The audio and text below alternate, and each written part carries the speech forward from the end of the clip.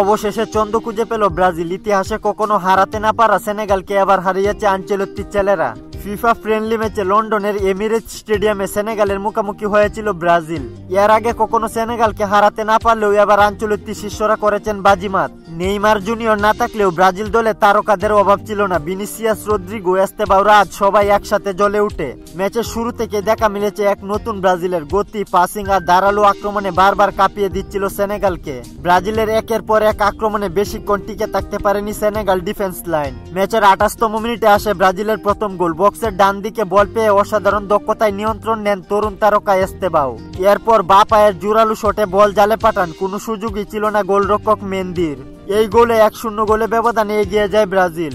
এরপর ম্যাচের 35তম মিনিটে আসে দ্বিতীয় গোল। একটি সেট পিস পরিস্থিতি থেকে রদ্রিগো বুদ্ধিদীপ্ত পাস বাড়ান বক্সের কেন্দ্রে থাকা ক্যাসেমিরোকে।